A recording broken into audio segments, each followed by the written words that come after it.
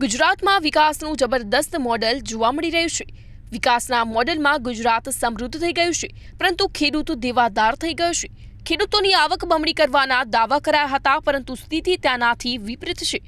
ખેડૂતો પર આવકની તુલનાએ 4 ગણા કરતાં પણ વધુ દેવું છે। ગુજરાતનો ખેડૂત આજે દેવાની જાળમાં ડૂબેલો છે। દેવાનું આ વિષ ચક્ર ખેડૂતો ફરતે એવું વીંટાયું છે કે તેમાંથી તે બહાર જ આવી રહ્યો નથી। કોઈ વ્યક્તિ કણનમાં ખૂપે અને ઊંડે ઊંડે ઉતરતો જાય તેમ ગુજરાતનો ખેડૂત દેવારૂપી કણનમાં ઊંડે ઉતરતો જ ગયો છે। ખેડૂતો માટે આ સ્થિતિ જાણે બ્લેક હોલ જેવી બની ગઈ છે, જેમાં તે અને તેનું આખું કુટુંબ જાણે ગુમ થઈ જશે તેવી સ્થિતિ સર્જાઈ છે।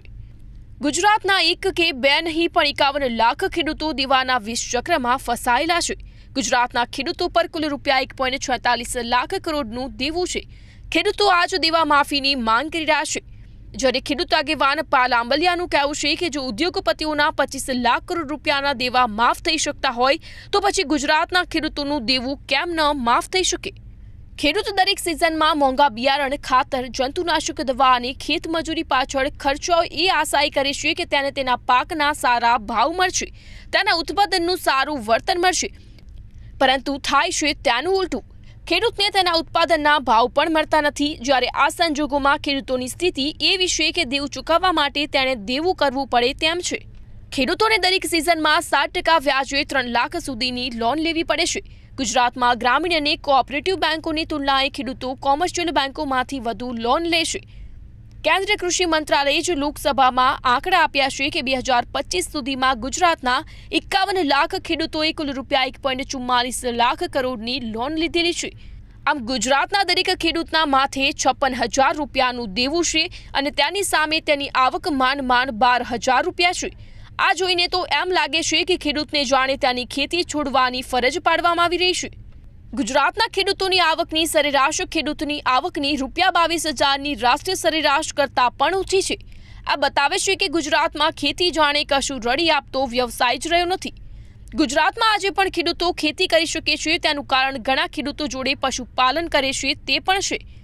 આજે દૂધની આવકના કારણે તેઓના કુટુંબ નભી રહ્યા છે, બાકી ખેતી કરવી તે ખાતર પર દિવેલ જેવી વાત થઈ ગઈ છે। હાલના જે પણ ખેડૂતો છે તે તેમના સંતાનોને સલાહ આપી રહ્યા છે કે ભાઈ અમારો જમાનો તો ગયો, પરંતુ તું ખેતી ન કરતો, તેના સિવાયનું જે પણ હોય તે કરજે। આજે પરિસ્થિતિ એવી આવીને ઊભી રહી ગઈ છે કે ખેડૂત તેના પુત્રને ખેડૂત બનાવવા તૈયાર નથી। તે ભણાવી ગણાવીને શહેરમાં મોટો સાહેબ બનાવવા વિચારે છે। વર્ષ પ્રતિ વર્ષ ખેતીના મોરચે કથળતી જતી સ્થિતિના કારણે ખેડૂત જગતના તાતમાંથી તંત્ર આગળ માયબાપ કરીને ઊભો રહી જાય તેવી સ્થિતિ સર્જાઈ છે। ખેડૂતોને લાગી રહ્યું છે કે આના કરતાં ભીખ માંગવી વધુ સારી, કમસે કમ રાત પડે લૂંટ ભેગા તો થઈએ। તેમાં તો વકરો એટલો નફો છે, જ્યારે આજે કેટલાય ખેડૂતોની સ્થિતિ પણ રીતસર ભીખ માંગવી પડે તેવી જ થઈ ગઈ છે। ઘણા ખેડૂતોએ ઉધારી પર જીવવાના દાહડા આવ્યા છે, જ્યારે જંગી નુકસાનીની સામે સરકારો દ્વારા આપવામાં આવતા વળતર લોલીપોપથી વિશેષ હોતા નથી। તેમાં પણ જાહેરાતો જુદી થાય છે અને જ્યારે તેના માટેના પરિપત્ર બહાર પાડવામાં આવે છે ત્યારે સ્થિતિ કંઈક જુદી જ હોય છે। તેમાં પણ આ સહાય ખેડૂતોને કંઈ ઘરે બેઠા મળી જતી નથી। તેના માટે પણ તેણે કેટલીય હળિયા પાટું કરવી પડે છે, કેટલાય સરકારી વિભાગોના ધક્કા ખાવા પડે છે। ખેડૂતો પાસેથી જાત જાતના પુરાવા માંગવામાં આવે છે, તેની સામે સરકારે પાછા પોતે સર્વે કરાવ્યા હોય તો તેના કાગળ ઉપર પાછો હિસાબ જુદો હોય છે। ખેડૂત વળતર માટે જાય ત્યારે જ તેને ખબર પડે કે અહીં તો કંઈક જુદું જ ગણિત મંડાયું હોય છે। સરકાર માટે ખેડૂતોને થયેલા નુકસાનનું વળતર કરીને આપવામાં આવતા વળતરની ફોર્મ્યુલા ક્રિકેટમાં વરસાદ પડે ત્યારે ઉપયોગમાં લેવાતી ડકવર્થ લુઇસ ફોર્મ્યુલા જેવી છે, જે આજે પણ ક્રિકેટ રસિકોને સમજમાં આવી નથી। આમ ભોળા ખેડૂતોને તેમને આપવામાં આવતા વળતરની ફોર્મ્યુલા તંત્ર અષ્ટમ રીતે સમજાવી દેશે। ઘણી વખત તો ખેડૂત માટે નુકસાન કરતાં નુકસાન વળતર લેવા જતા ઘાટ કરતાં ઘડામણ મોંઘા જેવી સ્થિતિ પણ સર્જાય છે। તેથી ઘણા ખેડૂતો જાહેર થયેલું વળતર પણ લેવા જતા નથી। સરકારી કચેરીના બાબુઓનું ખેડૂતો સાથેનું વર્તન પાછું માનવીય મૂલ્યોને શરમાવી નાખે તેવું હોય છે। તેમને ખેડૂતની પીડાની કોઈ જ પડી હોતી નથી, જ્યારે માનવીય ગરિમાની પણ પડી હોતી નથી। ખેડૂતોની સાથે જાણે પશુ હોય તેવો વ્યવહાર તંત્ર કરતું હોય છે। તેના પછી આજ તંત્ર કહે છે કે ખેડૂતોનો પિત્તો જાય છે, પણ ભાઈ તંત્ર એવો વ્યવહાર શું કામ કરે કે ખેડૂતોનો પિત્તો જાય?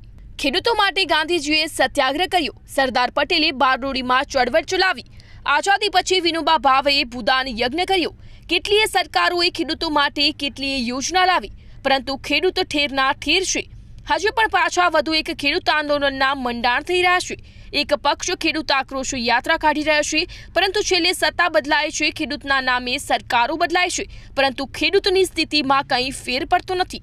આમ સત્તા બદલાઈ, સરકારો બદલાઈ, સાધનો બદલાયા, શાસકો બદલાયા, પરંતુ ખેડૂતની સ્થિતિ કેમ ન સુધરી તે વિચારવા લાયક સવાલ છે।